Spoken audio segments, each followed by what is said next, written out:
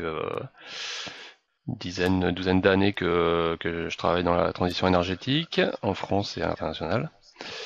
Voilà, et donc je mène cette étude sur les retombées économiques des projets citoyens pour énergie partagée. Au risque de vous décevoir, je voulais repréciser que ce webinaire n'est peut-être pas tant une formation sur le sujet qu'une première étape pour réaliser l'étude, réaliser ce travail de capitalisation, on va dire, et d'analyse sur les projets citoyens en France. Ce qui veut dire que l'étude n'est pas encore terminée, donc on n'a pas véritablement encore les résultats. Voilà. Mais pour nous, c'est important de commencer à vous consulter dès maintenant pour bien établir justement notre méthodologie et notre travail d'enquête qui va être mené bientôt. Alors, pour commencer, j'ai fait une petite synthèse des questions que vous vous posez, parce qu'on vous avait envoyé un petit questionnaire, peut-être que tout le monde n'a pas eu le temps de le voir passer, parce que c'était très tardif, il y a quelques jours seulement.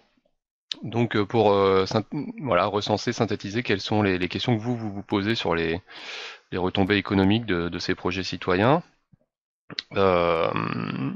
que j'ai séparé en deux grands volets. D'abord sur les retombées économiques locales, hein, donc il y a beaucoup de questions sur comment se répartissent ces retombées économiques, à quel niveau, sur quel type de poste. Quels sont les outils et les méthodes pour analyser ça, les arguments et les indicateurs économiques à mettre en avant, quelle est l'additionnalité des projets citoyens, c'est-à-dire qu'est-ce qui fait que le caractère citoyen des projets permet au projet de se réaliser plutôt que et qui n'aurait pas été réalisé si ça n'avait pas été des projets citoyens. Voilà, enfin, beaucoup de questions et aussi sur comment on peut faire en sorte que les projets aient plus de retombées économiques locales. Et puis il y a d'autres questions qui portent plutôt sur ce que j'appelle moi l'économie des projets, c'est-à-dire vraiment la rentabilité de ces projets. Hein. Donc, il y avait pas mal de questions aussi de vos retours sur est-ce que ces projets citoyens sont rentables, est-ce qu'ils sont plus ou moins rentables que les projets plus conventionnels, est-ce que ces rentabilités sont conformes à ce qui avait été prévu initialement dans les documents de projet, et aussi pas mal de questions sur qu'est-ce qui est fait des bénéfices économiques, du résultat financier qui est obtenu par ces projets. Est-ce que tout est redistribué ou est-ce qu'il y en a une partie de réinvesti dans d'autres choses, d'autres activités, d'autres projets? Voilà, et d'autres aussi qui se posent la question de est-ce que cette notion de rentabilité économique est vraiment un argument pour mobiliser des citoyens, en particulier un peu au-delà du cercle des militants, quoi. Voilà, donc les grandes questions que vous posez. Donc, je pense pas qu'on répondra à toutes aujourd'hui, mais on devrait quand même apporter quelques éléments un peu généraux et sur la méthode. Vous donner, comme Arnaud le précisait aussi, euh, quelques éléments sur ce qui se fait en Allemagne. Ça peut déjà donner quelques ordres de grandeur. Alors, pourquoi, ou plutôt quels sont les objectifs de cette étude sur les retombées économiques? C'est de quantifier d'abord les retombées économiques des projets citoyens. Voilà, Arnaud parlait d'une petite centaine tout à l'heure. Donc l'idée c'est de chiffrer, quantifier tout ça. D'établir aussi ce que serait s'il y a une valeur ajoutée à ces projets citoyens pour les territoires, par rapport à si c'était rien passé, par exemple, ou éventuellement avec d'autres types de projets. Et ça servira aussi à renforcer l'argumentaire pour mettre en place des projets citoyens. Et puis, c'est ce que je commençais à évoquer à travers vos questions tout à l'heure. Il y a aussi, on regardera aussi la notion de rentabilité de tous ces projets. Hein. Tant qu'à regarder la partie économique, on pourra aussi regarder cette partie-là. Donc comment on va mener ce travail par un travail de bibliographie d'abord, hein, à partir d'études qui existent déjà. Il y a quelques éléments, on va dire, il y a des études déjà sur les énergies renouvelables en général, hein, qui sont pas spécifiques au projet citoyen. Aujourd'hui, il n'y a pas vraiment de retour d'expérience capitalisé sur les projets citoyens, spécifiques au projet citoyen. Mais on a quand même déjà des ordres de grandeur des retombées économiques des projets d'énergie renouvelable en général. Et puis on a aussi des expériences européennes qu'on peut, qu'on peut regarder plus attentivement. D'ailleurs, enfin bon, j'y reviendrai. Euh, mais surtout, le travail qu'on veut mener, c'est une enquête auprès des porteurs de projets et des exploitants de centrales, c'est-à-dire des projets qui sont en fonctionnement, pour avoir un retour d'expérience sur des projets concrets en fonctionnement en France. Voilà, donc c'est vraiment ça quand même le cœur du sujet, c'est de recueillir de l'information pertinente et sur des projets en conditions réelles. Voilà, et donc ensuite, je ferai un petit travail d'analyse sur ces données. À plus long terme, en fait, ce qu'envisage Énergie Partagée, ce serait d'avoir un suivi permanent de ces retombées économiques, des projets citoyens, voilà, en mettant en place un espèce d'observatoire. Et donc, en faisant chaque année un bilan des retombées économiques des projets citoyens, des unités de production en fonctionnement. Ouais. Donc le travail qui va être mené là dans le cadre de cette étude doit servir de base et de méthode pour permettre un suivi ensuite permanent et avoir des chiffres mis à jour régulièrement, quoi. Pour aller un petit peu plus loin dans le sujet, d'abord, qu'est-ce qu'on entend par retombée économique et vos réponses que je synthétisais tout à l'heure montrent bien qu'il y a une diversité de points de vue sur le sujet. Donc on peut considérer comme retombée économique d'abord l'activité qui est générée pour des entreprises, hein, puisqu'on va devoir fabriquer des équipements, les installer, les faire fonctionner, les maintenir, etc. Donc tout ça, ça va créer de l'activité pour des entreprises. Une autre retombée économique, donc cette activité d'entreprise va aussi créer des emplois. Donc ça aussi, c'est un autre indicateur de retombée économique. Et puis il y a un autre volet économique qui va être de la fiscalité pour les collectivités locales et aussi pour l'État. Hein, on a les deux volets, enfin même le niveau des collectivités se répartit sur différents niveaux en France.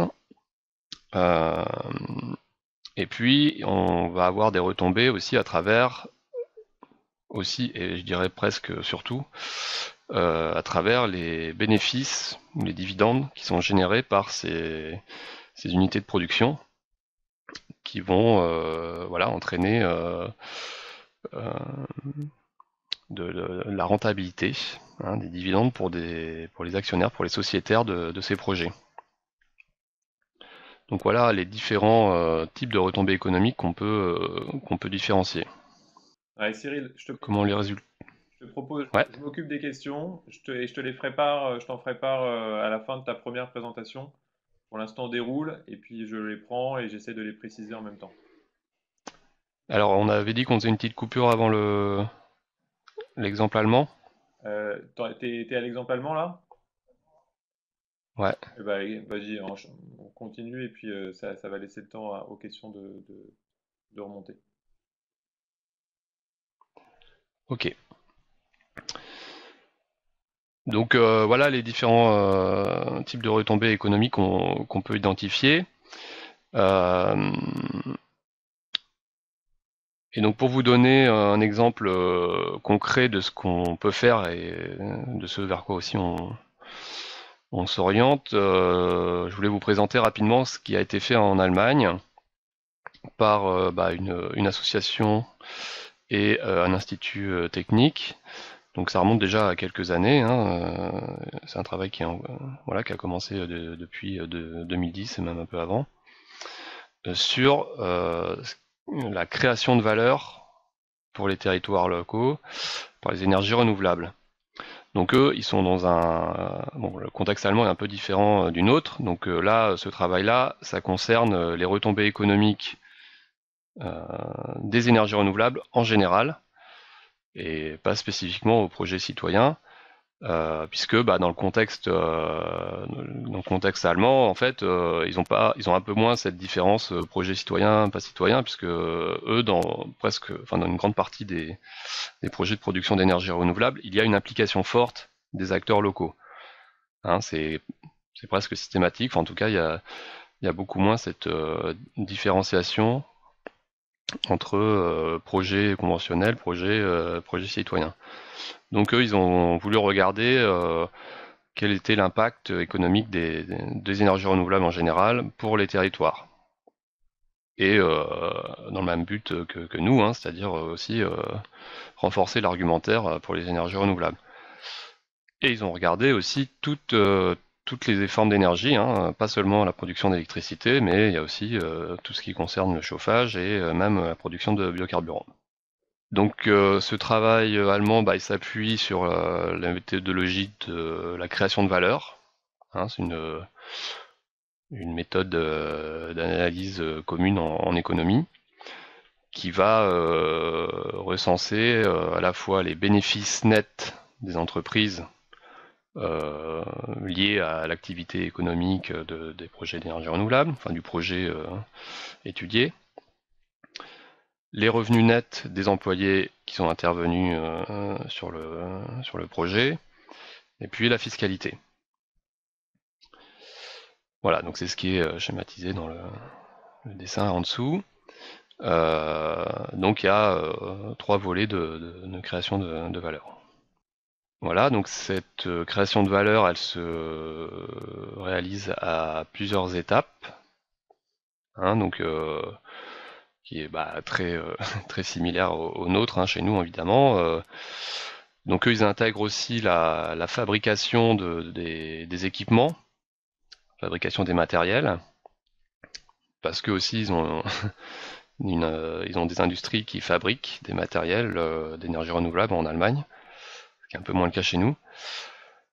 Ils ont la phase d'études et d'investissement, d'installation des équipements, la phase de fonctionnement et de maintenance, et puis ils rajoutent une phase qui sont les sociétés d'exploitation.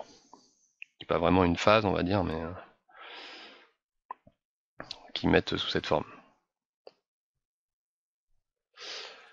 Voilà, donc donc eux ils ont fait ça sur beaucoup d'unités, donc ils ont déjà des statistiques, hein, donc que j'ai essayé de vous indiquer là pour vous donner des ordres de grandeur, en sachant que le contexte socio-économique est différent en Allemagne et en France, hein, on n'a pas forcément les mêmes types de retombées économiques. Mais voilà, c'était pour commencer à vous donner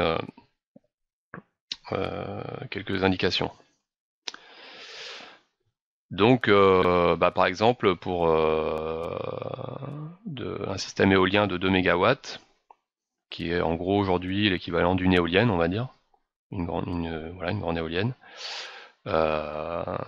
ils arrivent à un calcul de 2 830 000 euros de création de valeur, selon différents postes qu'on a évoqués tout à l'heure, c'est-à-dire à la fois des bénéfices d'entreprise, des revenus de salariés et des taxes.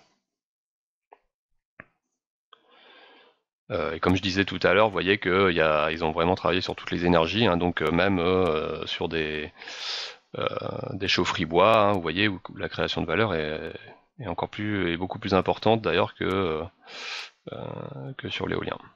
Alors ce qui est intéressant aussi, si on regarde un peu plus en détail le cas allemand, donc aux différentes étapes que j'évoquais tout à l'heure, toujours avec notre éolienne de 2 mégawatts, eh bien on voit que même si on fabrique pas les équipements localement, et même si tout ce qui est études et installation n'est pas euh, euh, n'est pas assuré par des acteurs locaux, eh bien on arrive quand même juste avec l'exploitation euh,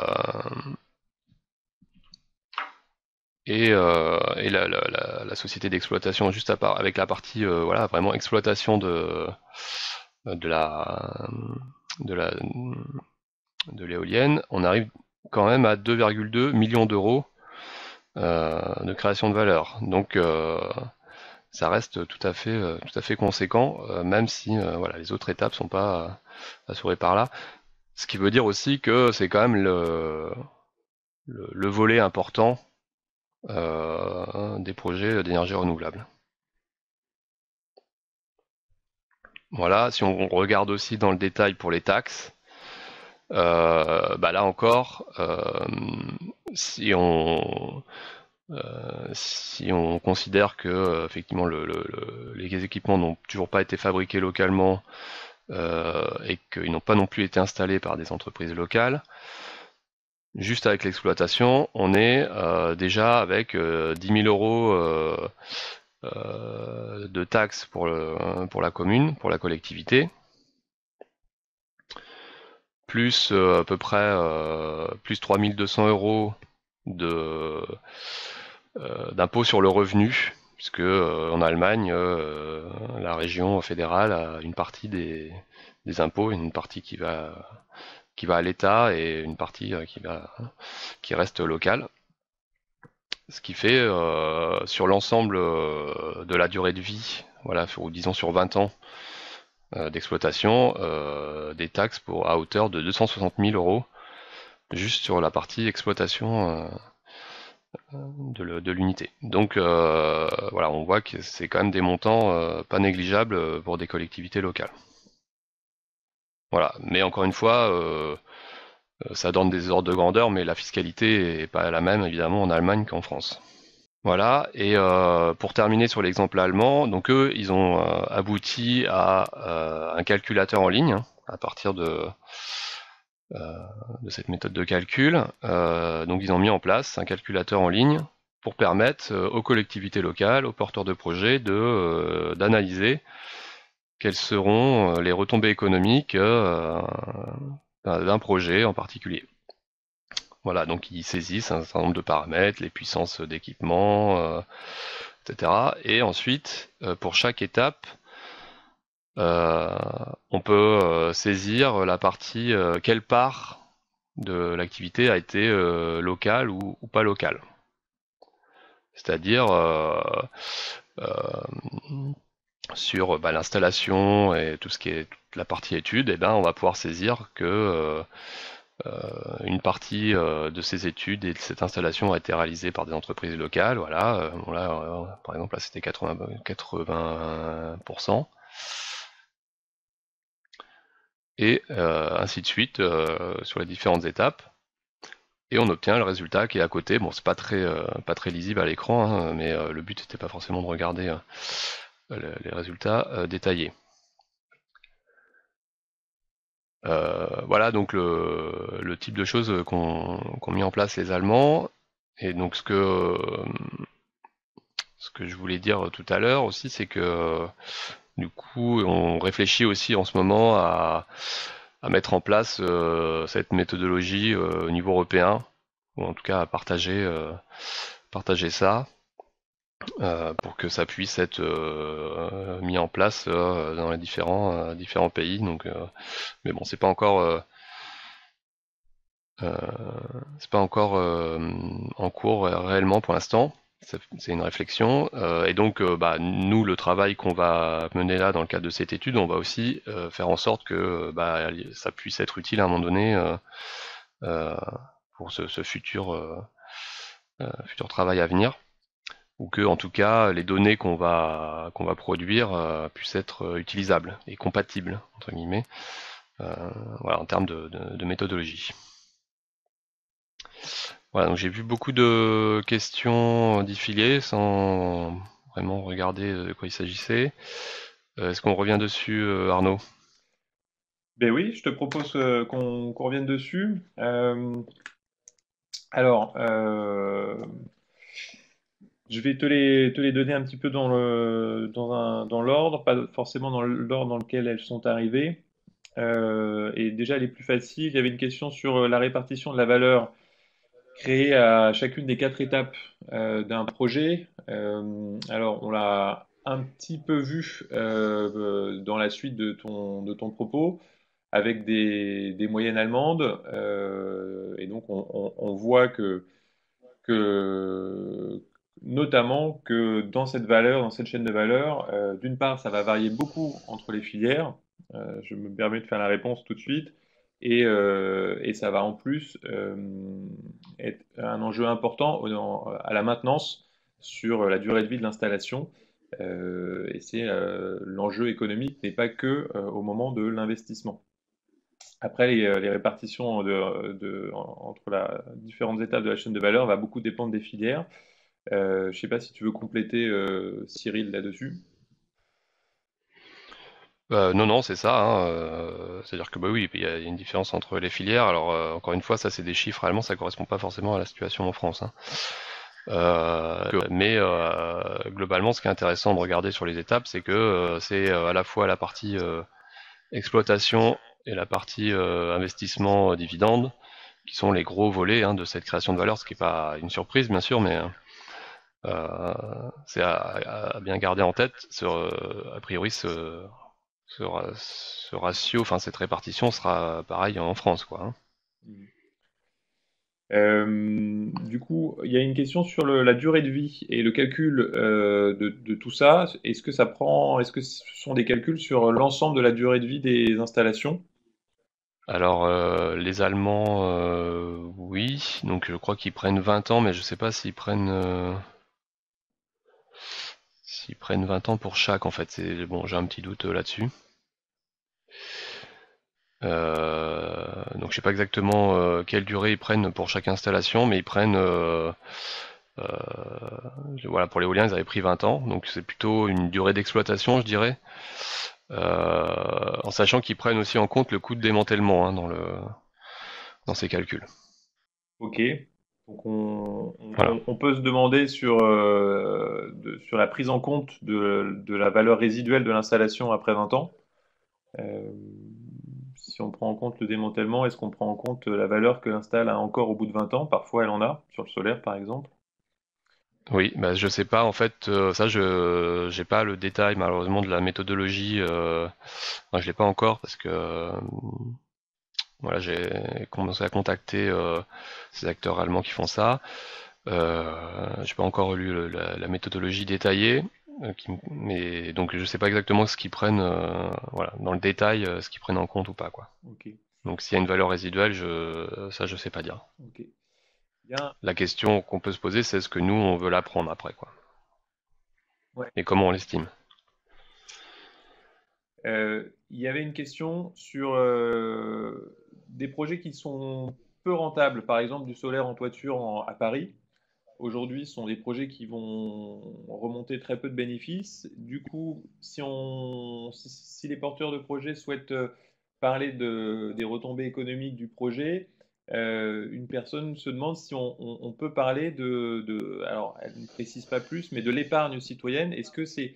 Du coup, j'essaie de reformuler, est-ce que c'est une retombée économique en soi d'un projet que d'avoir mobilisé de l'épargne locale?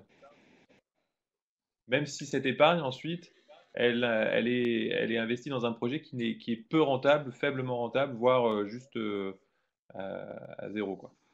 Je dirais que ça dépend de quel point de vue on se place, mais si je prends un point de vue d'économiste, l'économiste, il va regarder l'efficacité, ce qu'on appelle l'efficacité économique des investissements. Donc, si le projet de solaire en toiture à Paris, il est peu rentable, et ben moi, enfin, d'un point de vue l'économiste, il va vous dire, bah non, vaut mieux investir dans un projet plus rentable. Euh, pas, voilà, mettre en place un commerce ou je sais pas quoi. Parce que ça va générer plus d'économies, ça va créer plus de valeur. Donc ça c'est un point de vue vraiment sur le plan d'efficacité économique. C'est-à-dire quelle est la meilleure façon d'utiliser l'épargne locale.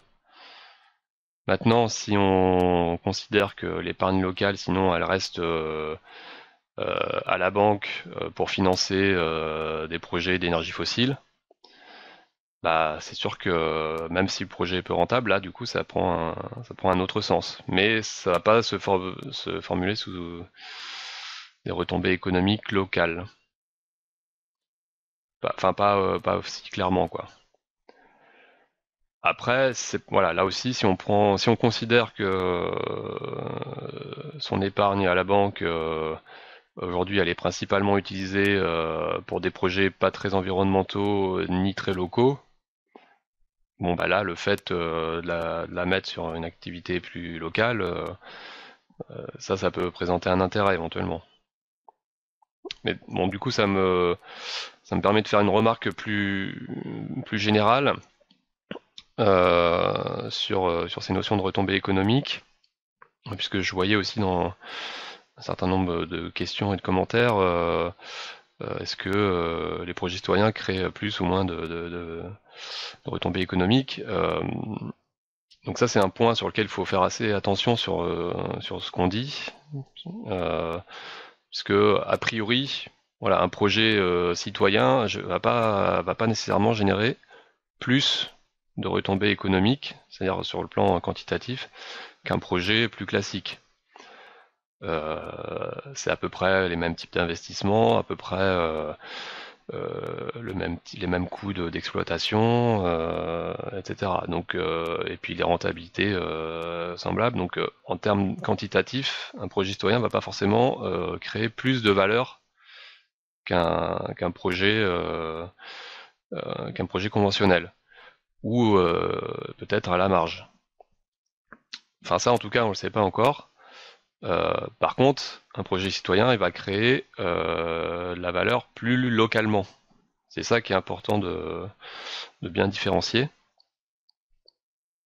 C'est-à-dire, bah, si vous faites appel à des entreprises locales, si vous créez, si le capital est détenu par des acteurs locaux, eh bien c'est de l'argent qui va rester sur le territoire, qui va être utilisé localement, qui va créer de l'activité localement et pas ailleurs en France ou à l'international.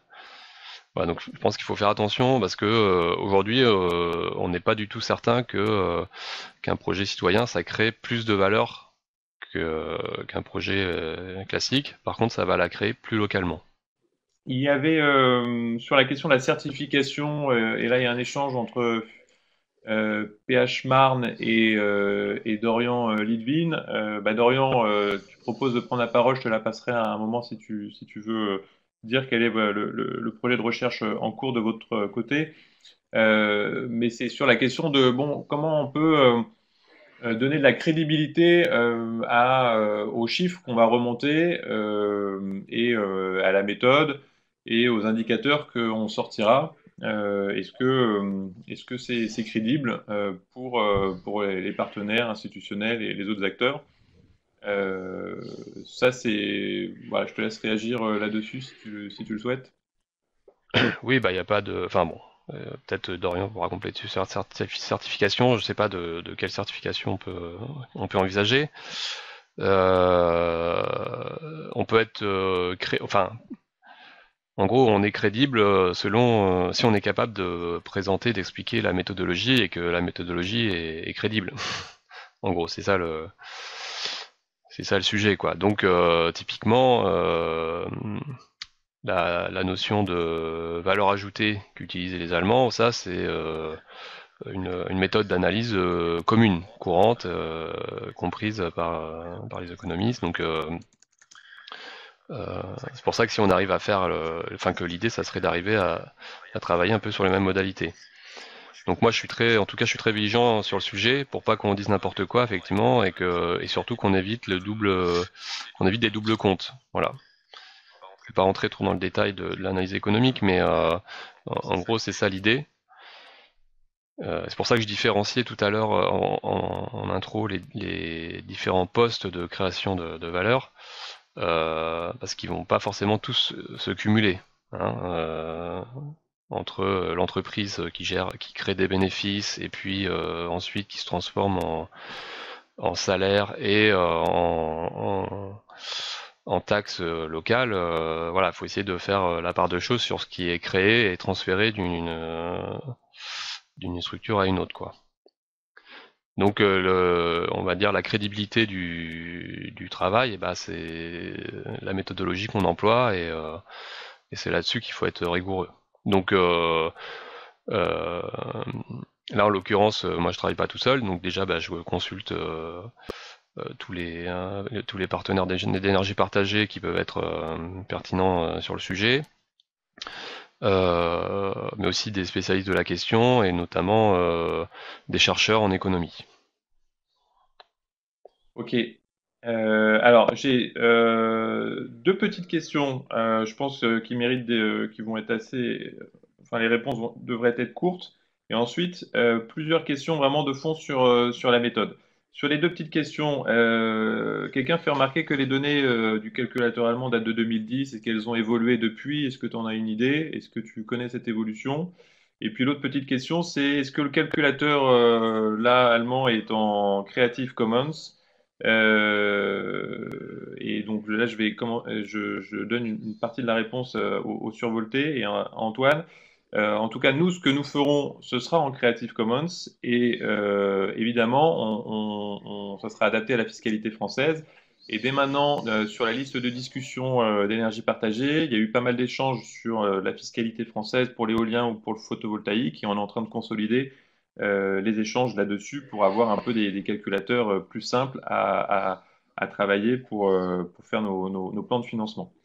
Donc sur ces deux petites questions, Cyril, est-ce que tu veux rajouter quelque chose? Le calculateur en Creative Commons, Oui, c'est l'évolution depuis 2010 des données. oui, alors en fait, pour être précis, effectivement, les graphes que je vous montre, c'est des données 2010 parce que je les ai pris dans une étude de 2010. Ils ont refait des études plus récentes, mais qui sont en allemand, donc j'ai mis des choses qui semblaient plus lisibles. Donc le calculateur, lui, il est mis à jour régulièrement avec ces données qui revoit régulièrement. Simplement, les graphiques que je vous ai mis dans la présentation, eux, datent de 2010. Euh, Creative Commons, alors je sais pas, je saurais pas dire si le calculateur il est Creative Commons ou pas, mais ils sont pas bloqués sur la méthode. Bon, d'abord, la méthode elle-même, encore une fois, c'est la méthode de la création de valeur, c'est une méthode euh, conventionnelle. Voilà, que tout le monde connaît, enfin que les économistes connaissent. Ensuite, le calculateur en lui-même. Donc après, il y a effectivement plein de détails intéressants, comme ce qu'on évoquait tout à l'heure. Est-ce qu'ils ont mis une valeur résiduelle, etc. Tous ces détails-là. Donc ils sont pas, je pense pas qu'ils soient bloqués, enfin qui gardent le truc pour eux. Moi, je leur ai demandé un document de méthodologie, mais bah, les documents qu'ils ont, ils sont plutôt en allemand. Ils ont déjà partagé cette méthode avec les Hollandais qui ont fait un travail un peu, qui ont mis en place un travail un peu similaire. Donc j'ai pas vu si ils avaient fait un calculateur aussi pareil, mais en tout cas ils ont fait une étude du même style.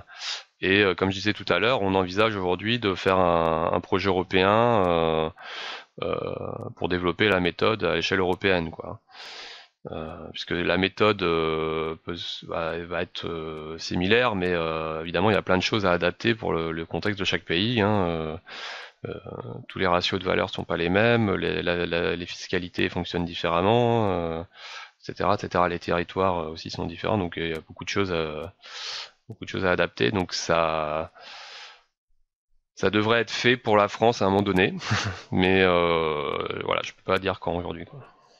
Et a priori, énergie partagée sera au courant et sans doute impliqué, quoi. Merci. Alors, sur la méthode, trois grosses et belles questions. Est-ce que tu es prêt? Oui, oui, La vas-y. première, c'est sur le bénévolat. Comment valorise-t-on économiquement le bénévolat pour parler des retombées économiques locales? La deuxième, c'est sur la baisse des charges pour les collectivités.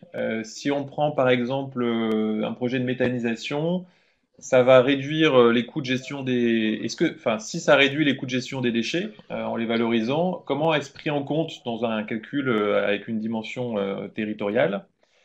Où on peut parler, par exemple, peut-être pour une collectivité qui installe du photovoltaïque en autoconsommation sur les bâtiments publics, si ça réduit ses factures ou en tout cas que ça lui permettra d'éviter les surcoûts à venir de la fourniture d'électricité. Est-ce que c'est pris en compte? Ça, c'était la deuxième. Et puis la troisième, c'est donc s'il y a des bénéfices locaux, bah, les gens qui se rémunèrent sur cet investissement et ils en font quelque chose. Est-ce que nous allons regarder où les actionnaires locaux des projets citoyens réinvestissent les bénéfices qu'ils ont fait grâce au projet d'énergie renouvelable? Voilà. Euh, Sur le bénévolat, donc là aussi, je sais pas ce qui est pris en compte dans le cas allemand, mais je pense pas, puisque eux, ils sont vraiment sur là, c'est un calculateur on dit très générique à partir de moyennes nationales, voilà, pour être accessible au plus grand nombre et en ligne. Et donc, on rentre pas dans ce niveau de détail, quoi. Donc, est-ce qu'il y a une part de bénévolat inclus dans les ratios? Je pense pas. Après, nous, ça nous interdit pas de le faire. Donc pour ça, pour moi, il y a deux façons. Il y a deux situations, je dirais, différentes. La première, c'est si ce bénévolat il est déjà valorisé dans le projet, en, je sais pas comment, enfin à travers de la prise de capital ou autre chose. Je sais pas exactement ce ce qui a pu être fait sur les projets citoyens en la matière. Donc s'il y a déjà une valorisation financière dans le projet, bah de toute façon c'est inclus hein, dans l'analyse. Sinon, bah faut le prévoir. Il faut surtout savoir à quelle hauteur on valorise. C'est-à-dire est-ce que c'est un coût de temps de travail et à quel taux. Donc et ça, à la limite, on pourrait aussi le déterminer avec les retours qu'on va avoir de l'enquête. Euh, Ou bah, si on a plusieurs situations où il y a eu de la valorisation dans les projets de bénévolat, eh ben, on peut essayer de tirer des moyennes ou des indicateurs sur ce volet-là, quoi. Donc en tout cas, donc nous c'est dans la partie française, ou en tout cas énergie partagée, euh, c'est un indicateur qu'on va regarder, donc qu'on va demander dans l'enquête et qu'on va analyser ensuite. Donc on va intégrer dans ce travail-là. Voilà, et sur la partie réduction de coûts, donc euh, là aussi, bah là les Allemands ils ont pris eux ils prennent en compte une réduction de coûts d'énergie fossile à hauteur de l'énergie renouvelable qui est produite pour le territoire. Euh, Moi, ça me semble un peu plus compliqué à faire, ou un peu plus limite sur le plan méthodologique à faire en France, euh, puisque bah, la production renouvelable, elle va pas forcément se substituer à une production d'énergie fossile localement. Donc, d'un point de vue strictement méthodologique, moi, je reste un peu perplexe sur cette dimension-là. Donc, mais bon, voilà, peut-être c'est un indicateur qu'on peut donner en parallèle, mais je suis pas très convaincu de l'intérêt de l'intégrer au calcul, puisque ce coût, enfin, ça va être un coût évité, mais global à l'échelle de la France et pas pour le territoire. Oui. Arnaud, est-ce qu'il y a d'autres questions Il y avait la que question de la baisse des charges tu pour voulais les me soumettre? collectivités et le réinvestissement, dans quelle direction le réinvestissement, est-ce qu'on va regarder que font les gens des bénéfices qu'ils ont gagnés? Ah oui, pardon, excuse-moi.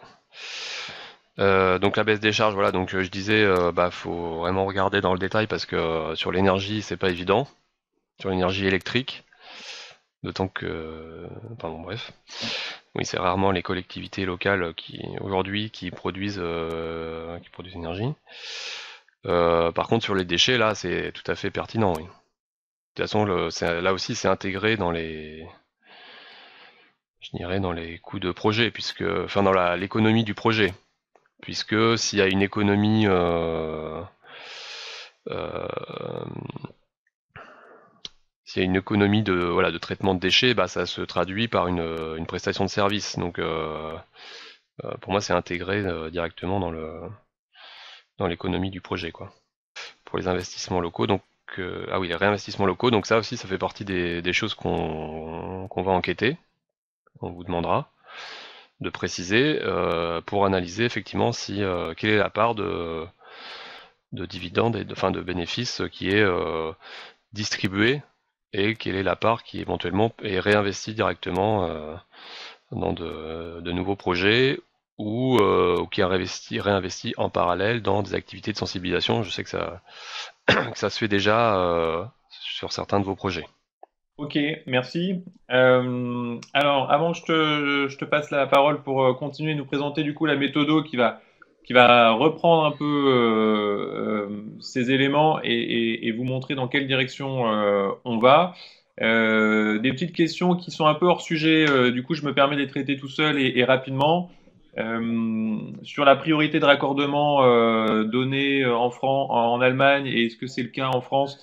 J'aurais besoin qu'on précise, on peut en discuter en dehors, mais il me semble pas que ce soit le sujet. En tout cas, à ma connaissance, il n'y a pas de priorité de raccordement ni pour les projets citoyens d'énergie renouvelable, ni pour un projet d'énergie renouvelable tout court sur le réseau. Sur la question des critères pour qualifier un projet citoyen, bah, en fait, c'est au sein d'énergie partagée, enfin, l'appellation projet citoyen n'appartient qu'à énergie partagée pour l'instant. Ce n'est pas un label, c'est une démarche. Et effectivement, pour bénéficier du soutien notamment de nos outils financiers, énergie partagée études, énergie partagée investissement, mais également de notre soutien, notre accompagnement, ou pour devenir adhérent du réseau énergie partagée, il faut s'inscrire dans cette démarche et en juge une commission qui regroupe des administrateurs de l'association énergie partagée et qui regarde, selon les quatre piliers de la charte, le caractère citoyen du projet. Euh, voilà. Et donc, effectivement, il ne s'agit pas de regarder tous les projets d'énergie renouvelable en France, il s'agit de regarder tous ceux qui font la part belle à la participation citoyenne, financière. Donc, à commencer par l'outil énergie partagée, mais aussi en direct localement ou peut-être via d'autres outils de financement participatif en ligne notamment qui permettent aussi de la participation locale, même si c'est, on le sait, dans une euh, moindre mesure qu'elle est locale. Euh, voilà, donc oui, on essaiera de toucher des projets qui ne concernent pas que l'énergie partagée, mais ça dépend si ces projets réussiront à nous remonter de la donnée. Sur la question des 4-5% d'énergie partagée, etc., de Monsieur Delbar, je vais pas en parler trop, mais sachez qu'énergie partagée investissement, c'est un outil d'investissement national pour collecter le plus massivement possible de l'épargne dans la France entière et localement autour des projets pour l'investir au capital des projets. Donc c'est un outil qui a une dimension nationale, qui a déjà un coût de fonctionnement qui est plus important qu'un outil local et qui en plus le challenge c'est de vraiment venir détourner de l'épargne française, donc des gens qui attendent de valoriser leur bas de laine qui sont en banque ou ailleurs et qui aimeraient que au moins ça ne perd pas de la valeur, mais même si ça peut en gagner un peu en étant éthique, ça serait super. Et c'est tous ces gens-là qu'on essaye de toucher et dont on essaye de capter l'épargne pour constituer une très belle cagnotte qui vienne au capital des projets. Donc le challenge n'était pas de constituer un outil qui réunit tous les philanthropiques, altruistes, gens qui sont prêts à renoncer à valoriser leur épargne. C'est plutôt de réunir tous ceux qui sont prêts à investir et confier leur épargne sur des projets éthiques qui ont du sens, sans perdre de vue, on le sait, leur envie de valoriser cette épargne. Mais une valorisation qui nous semble raisonnable. Aujourd'hui, Énergie Partagée, son objectif, c'est de rémunérer à 4% brut par an l'épargne qui lui est confiée. Et voilà. Et 5% exigé au projet, c'est 1% de gestion de l'instruction et de la gestion de notre outil d'investissement. Ceci étant dit, je te passe la parole pour maintenant présenter. Alors, monsieur, je vois une question qui arrive. Quel peut être le rôle d'une collectivité dans un projet citoyen d'énergie partagée? Alors, monsieur Brohan, je me permets de vous renvoyer à la dizaine de webinaires que nous avons déjà fait, que nous allons continuer de faire, aux formations que nous faisons, à l'animateur en région PACA que vous avez, aux projets citoyens qui existent. Et il y a plein d'endroits où vous pourrez voir cette réponse. Et notamment, je vous renvoie au guide collectivité que nous avons édité et que vous pouvez trouver sur notre site, qui est un guide pour les collectivités, pour les projets citoyens. Je te passe la parole maintenant pour nous présenter la méthode et qu'on ait une idée un petit peu de qu'est-ce qu'on va calculer en 2018 sur tout ça. Oui, d'abord je complète juste ta réponse sur le raccordement, la priorité raccordement. Il n'y a pas forcément une priorité au raccordement réseau, bon, bien qu'il n'y ait pas tellement d'autres raccordements aujourd'hui que des ENR. Mais par contre, il y a une priorité sur le marché, en fait, sur l'utilisation. Bon, c'est un peu technique, c'est ce qu'on appelle le merit order, où effectivement, en France, on utilise d'abord les énergies renouvelables, ensuite le nucléaire, et ensuite on complète avec des unités fossiles qu'on utilise progressivement en fonction de leur merit order, c'est-à-dire leur coût marginal. Et je pense que c'est la même chose en Allemagne. Je sais pas si c'est vraiment la question, mais voilà. Donc je continue sur ce qu'on va faire nous plus concrètement. Sur les projets citoyens, parce que encore une fois, je l'ai déjà précisé tout à l'heure, il y a une petite différence entre le contexte allemand et le contexte français. Voilà, où nous on parle de retombées économiques locales dans le cadre des projets citoyens. Voilà, une différence qui est pas forcément aussi évidente en Allemagne, puisque il y a une part d'investissement local quasiment systématiquement, enfin en tout cas très très souvent dans les projets. Donc moi, ce que je propose, du coup, c'est de reprendre cette méthode de la création de valeur, donc qui nécessite d'utiliser des ratios nationaux sur les bénéfices des entreprises et sur les salaires, donc par branche, etc., pour avoir un équivalent de la méthode allemande. Mais c'est sûr que cette notion de création de valeur n'est pas forcément évidente pour tout le monde. Donc en parallèle, moi je propose simplement de regarder indépendamment chaque critère qu'on a déjà évoqué, c'est-à-dire d'un côté les investissements générés pour les entreprises, les bénéfices liés à l'exploitation, et donc de bien différencier aussi la partie qui est réinvestie dans des projets locaux ou qui est simplement redistribuée. De pouvoir aussi quantifier concrètement quel est le niveau de fiscalité qui retourne, bon, sachant que ça c'est un paramètre qui est aussi qui est pas très différenciant, hein, parce que ça va être la même chose que pour un projet conventionnel.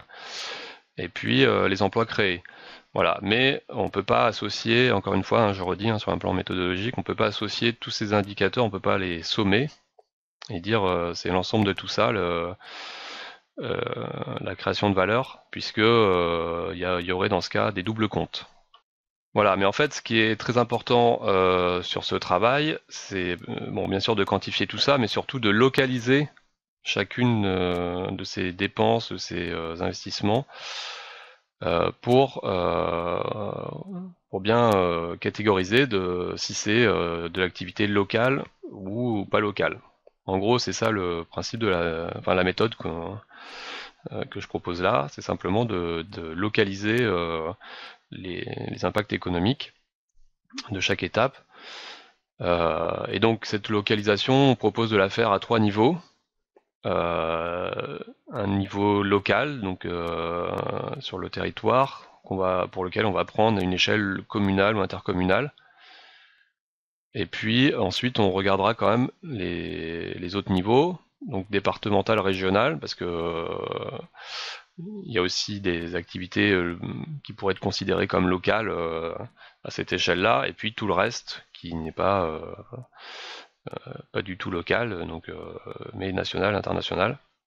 Autrement dit, voilà tous les prestataires, les équipements, parce que international, puisque évidemment on a la plupart des équipements en matière d'énergie renouvelable ne sont pas produits en France. Alors en termes de typologie des investissements, voilà le détail que je propose.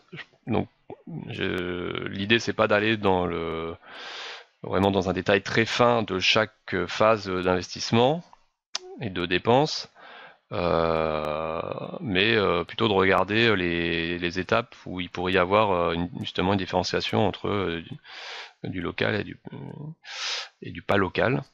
Donc une première phase voilà, que j'appelle phase amont. Donc ça reprend pas exactement ce que proposaient les Allemands, mais enfin pas loin quand même, hein. Phase amont, voilà, qui reprend tout ce qui est partie études et accompagnement, avec un volet de prospection parce que ça a un coût de chercher des projets, les différents niveaux d'études, parce que ces différents niveaux sont pas forcément réalisés justement par le même acteur, et certaines peuvent être locales et d'autres pas. Et puis la partie animation concertation locale, qui est un volet important des projets citoyens. Ensuite, en matière d'investissement, là aussi, j'essaye de différencier des postes qui peuvent être traités en local. Voilà, typiquement tout ce qui est génie civil, aménagement, ça, c'est des choses qui peuvent être assurées par des entreprises locales. Tandis que le montage et l'installation des équipements souvent est assuré par le constructeur ou le distributeur, on va dire, l'entreprise qui distribue la marque d'équipement. Voilà, la logistique, pareil, ça peut être plus ou moins local. Le raccordement électrique, maîtrise d'œuvre et assistance à maîtrise d'ouvrage. Et puis l'achat des équipements, bien sûr. Et enfin, sur la phase d'exploitation, la phase de fonctionnement, donc il y a la prestation d'exploitation qui n'est pas toujours assurée par la société de projet elle-même. Dans l'exploitation, il peut y avoir encore une partie d'animation, sensibilisation, qui est, voilà, comme on disait tout à l'heure, qui est un réinvestissement direct. Et ça existe déjà là, sur certains projets, c'est pour ça qu'on rajoute ce volet-là. La partie location, donc là c'est le foncier, le foncier on va dire. Et puis 2 niveaux de maintenance. Voilà, donc là, typiquement sur ces volets-là, si vous avez des remarques, si vous pensez qu'on peut faire différemment, n'hésitez pas. On va également différencier donc les types d'investisseurs pour justement vérifier aussi quels sont les investisseurs locaux.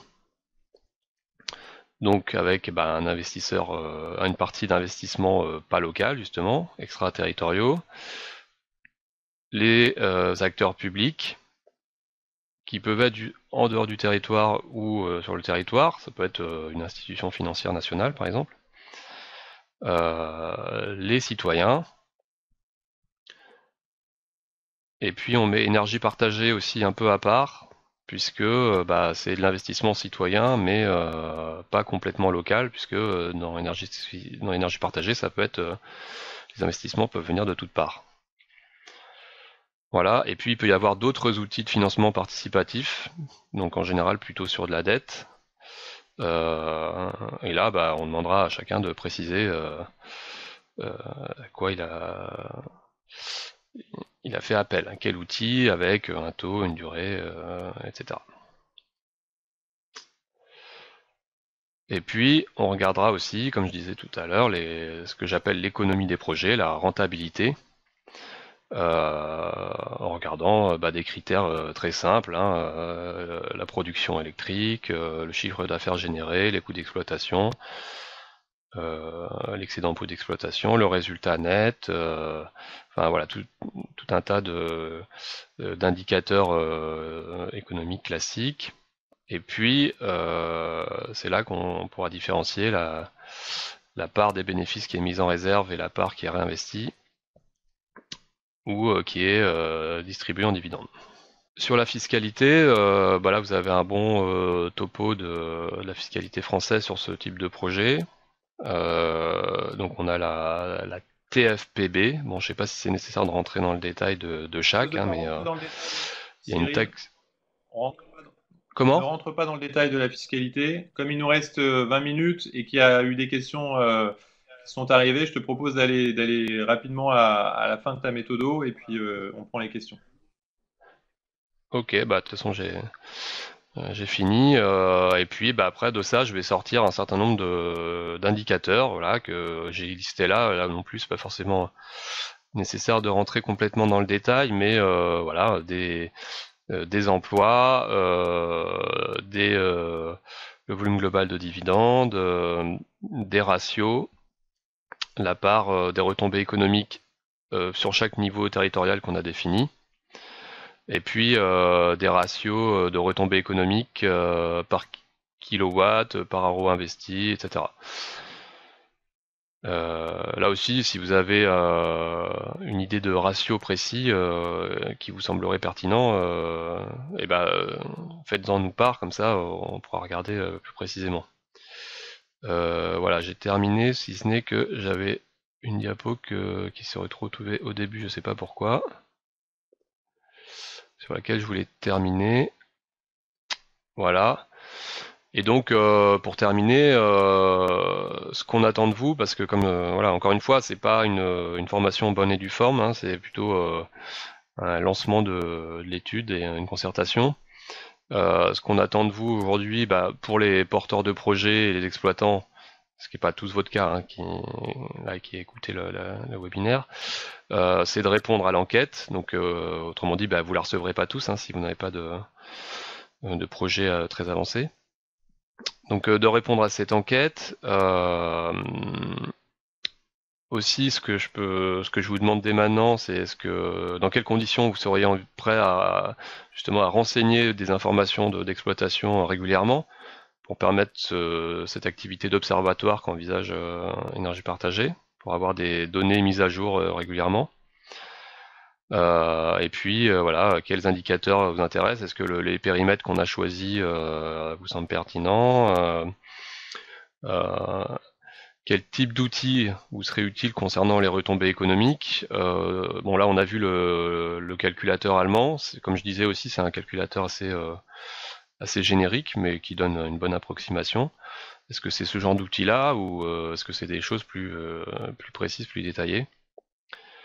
Euh, Voilà. Et puis une autre question éventuellement un peu annexe, mais qui m'intéresse, c'est est-ce qu'on vous a déjà retourné des contre-arguments sur l'économie de ces projets qui génèrent, enfin, en termes de retombées économiques. Voilà, donc je m'arrête là et je vous laisse, on regarde vos questions. Alors, du coup, je vais reprendre deux, trois questions en recadrant là, cette étude. Cette étude, elle est aujourd'hui menée de manière opérationnelle par Cyril Jarny, donc ici présent, en stage à Énergie Partagée, qui va nous permettre de lancer, de donner les bases méthodo à ce travail qu'on espère récurrent, qui nourrira notre observatoire. C'est un travail aujourd'hui qui est réalisé sur fonds propres, qui n'est pas financé pour l'instant par d'autres partenaires. On est approché très souvent par le monde de la recherche, mais c'est un monde avec sa propre temporalité et ses difficultés de mise en œuvre. Et il nous semble que sur une approche économique, et c'est là où je vais insister, sur une approche économique et en termes de finances et d'emploi, on peut, avec des partenaires bienveillants du monde universitaire, trouver la méthode pour avoir des chiffres robustes. Euh, Évidemment, quand on parle de retombées économiques, il ne s'agit pas de parler de toutes les plus-values des projets citoyens, de tout ce que ça apporte au territoire et à la planète. On est là dans une approche volontairement quantitative, le but étant de pouvoir sortir des indicateurs qui s'agrègent pour montrer le poids du mouvement aujourd'hui dans le monde de l'énergie et puis donner aussi des arguments aux porteurs de projets qui portent leurs projets sur les territoires. Il y a tout un tas de plus-values non financières, non économiques, comme le lien social que ça permet, comme l'autonomie que ça donne à un territoire qui s'approprie l'enjeu de l'énergie, qui est notre finalité à énergie partagée, donc qui lui donne plus de résilience, plus d'autonomie pour mener sa trajectoire de transition énergétique. Des questions d'aménagement ou de réduction de pollution que permettent par exemple la rénovation d'une centrale hydroélectrique. Tout ça, ce sont des plus-values pour le territoire, de ce qu'on appelle des externalités positives en économie. Et ce n'est pas l'enjeu de ce travail d'essayer de les quantifier, de les monétiser, d'en donner des indicateurs. On va essayer de les recenser, mais là, le but, vous l'avez vu, on est volontairement sur une approche économique et financière pour donner des indicateurs quantitatifs qui s'agrègent et qui soient des arguments dans le monde d'aujourd'hui qui entend souvent que, hélas, ce genre d'arguments. Voilà. Du coup, des partenariats, on est ouvert pour en faire et on va donner la parole à Dorian d'ISEA Project 2-3 minutes pour qu'il nous parle de ce qu'il mène à côté. Et je terminerai du coup sur là, Cyril a exprimé des attentes, ce qu'on attend de vous. On va vous envoyer suite à ce webinaire un petit questionnaire reprenant ces questions pour que vous nous fassiez part de vos propositions ou de vos besoins, de vos envies pour continuer d'orienter cette étude dont la méthode est en train de se faire avec vous. Voilà, c'est vraiment là on est en co-construction de la méthode et donc tout est encore possible et le questionnaire n'est pas encore fixé et lancé. Voilà, alors si je reviens sur une question de méthode là-dessus, il y en a deux principales de ce que j'ai vu. C'est la question du local, du territorial. Alors, une question, c'est qu'est-ce que le local? Une autre, c'est est-ce que l'échelle des plans climat et des schémas régionaux ne serait pas la bonne échelle? Ou comment prendre en compte l'interdépartemental, l'interrégional? Enfin, voilà, autour de ces questions d'échelle, on aimerait avoir quelques retours de ta part, Cyril. Et puis, une autre question sur les subventions, comment sont-elles prises en compte dans les calculs? Sur la bonne échelle du local, enfin moi j'ai pas la réponse, hein, je veux dire, j'ai pas malheureusement, j'ai pas la prétention de savoir de définir qu'est-ce qui est local et qu'est-ce qui l'est pas. Bon, je serais presque tenté de dire que ça dépend de chacun. Euh, donc la question c'est surtout pour nous, qu'est-ce qu'il est réaliste de faire d'un point de vue méthodologique déjà, et qu'est-ce qu'il est pertinent de regarder. Voilà, donc moi j'ai pas de réponse précise. Je connais enfin j'ai une idée très précise de tous les niveaux qu'on peut envisager.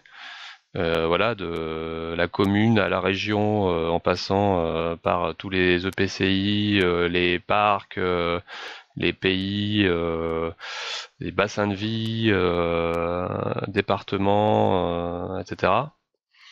Donc j'ai plutôt envie de vous retourner la question. Qu'est-ce qui, pour vous, est pertinent? Est-ce que pour vous, hein, une retombée économique locale, c'est à l'échelle de votre commune ou à l'échelle de votre département? Ou à l'échelle du plan climat ou euh, voilà. Après, il y a pas de vérité absolue sur le sujet, hein. Donc bon, désolé de ma réponse pas très pas très précise. Donc là, on propose deux- voilà, 3 niveaux qui nous semblent pertinents pertinents aussi en fonction des euh, des différents niveaux d'intervention sur un projet, hein. C'est-à-dire qu'en gros, ben, on sait qu'on a soit des sociétés d'ampleur nationale, soit des sociétés très locales sur voilà l'exploitation, etc., ou la maintenance. Et puis un niveau intermédiaire, éventuellement pour certains types de prestations, comme voilà les études, tout ce qui est des études, on sait que ça pourra pas être systématiquement être local, puisqu'il n'y a pas des bureaux d'études euh, dans toutes les communes. Donc c'est pour ça c'est sur cette base-là, c'est plutôt sur le type de dépenses et de prestataires qui existent aujourd'hui qu'on a établi ces 3 niveaux. Sur les subventions, alors c'est pour l'instant, en tout cas, dans ce que je propose là, c'est pas un paramètre qu'on regarde précisément. Euh, voilà, la subvention, bah, elle est prise en compte, on va dire, dans l'investissement, enfin dans la rentabilité du projet. Elle est prise en compte par la rentabilité du projet plutôt. Mais j'ai pas prévu de différencier spécifiquement question au niveau de subvention, puisque ça n'apporte pas d'informations supplémentaires sur les retombées économiques locales, euh, pour moi. Mais donc voilà. Après, c'est une bonne question, je pense, pour les collectivités de, à se poser, de savoir quel est le retour euh, économique d'un investissement sous forme de subvention. Mais ça, c'est voilà, à la collectivité de le faire à partir sa subvention à elle. Mais pour nous, du coup, il n'y a pas forcément d'impact, je dirais, sur les retombées économiques de la subvention, quoi. Je sais pas si c'est clair. J'ai j'ai pas trop de retour, du coup, donc c'est pas évident. Non, mais je pense que sur la sub, on a entendu, mais Christine Blondel réagit. En gros, ce qu'elle dit, c'est qu'un projet peut pas être rentable s'il est subventionné à moitié, comme c'est le cas aujourd'hui des projets de méthanisation, par exemple. Bah c'est oui, d'un point de vue économique, c'est pas rentable et donc là, oui oui, c'est sûr, ça a un impact. Euh, comment dire? Oui oui, c'est clair. Euh, c'est clair, mais ça change pas les retombées économiques du projet. Enfin, c'est ça que je voulais dire tout à l'heure, mais c'est-à-dire l'activité qui va être générée par le projet. Donc sur la partie retombée économique, je dirais que ça impacte pas. Par contre, effectivement, dans la partie rentabilité des projets, là, c'est intéressant de regarder cet aspect-là, quoi. Ça peut permettre de voir si euh, s'il y a un certain type de projets qui sont moins rentables que d'autres, même si aujourd'hui, bah, on le sait déjà, puisque, enfin, on le sait en grande partie, puisque bah, les projets qui sont subventionnés, c'est parce qu'ils sont pas rentables par eux-mêmes, quoi, a priori, hein, Alors, est-ce que ça ouais, répond à la bon, et question? puis en tout cas, pour Christine, c'est vrai que il s'agit pas de dire un projet, il a reçu 40 000 euros de subvention, donc pour calculer les retombées économiques locales, on lui enlève 40 000 euros qu'il a reçus de la collectivité. On ne fait pas ça dans la méthode, ça n'aurait pour nous pas de sens, comme vient de le dire Cyril. Et puis, c'est vrai que si on rentre sur la question des subventions, de la viabilité économique, c'est un long débat dès qu'en plus on veut se comparer au nucléaire. Euh, sur les contrats, alors il y a une question sur les contrats aidés. Est-ce que c'est possible de préciser la question sur les contrats aidés, s'il vous plaît? Et puis sur les types de financement. Cyril, est-ce que dans le questionnaire, il est prévu du coup de distinguer les différents types de financement du projet parce que n'importe quel actionnaire, y compris des citoyens, peuvent participer au financement en prenant des actions ou en prenant des comptes courants d'associés ou en intervenant sur la dette. Donc, est-ce que tu peux rappeler, est-ce que tu vas distinguer les différents types de financement? Euh,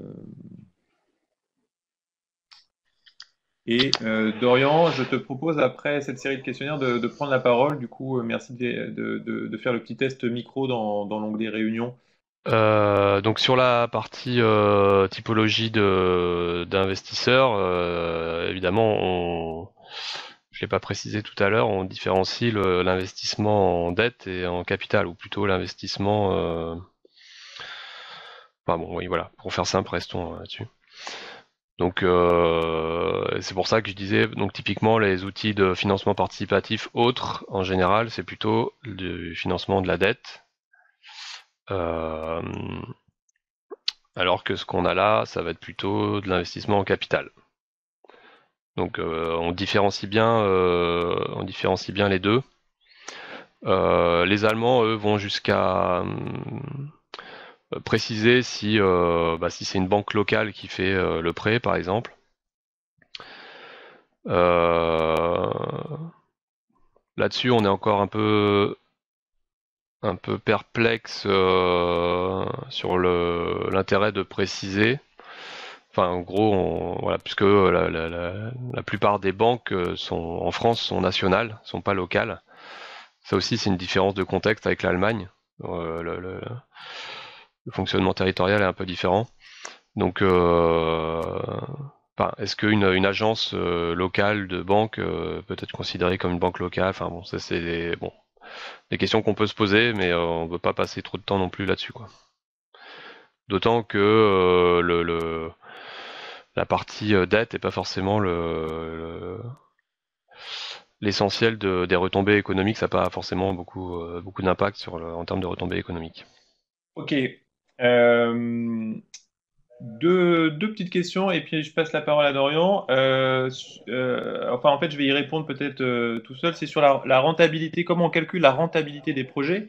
Alors, pour l'instant, on va faire remonter les objectifs de rentabilité des projets, leur rentabilité espérée et effective. On va pas refaire les calculs à leur place. Et tu me dis si je me trompe, Cyril, on va pas recalculer la rentabilité des projets selon une méthode qui serait la même pour tous. Sachant que généralement, quand on parle d'un TRI actionnaire sur 20 ans, normalement, tous les porteurs de projets l'ont calculé et ont la même méthode.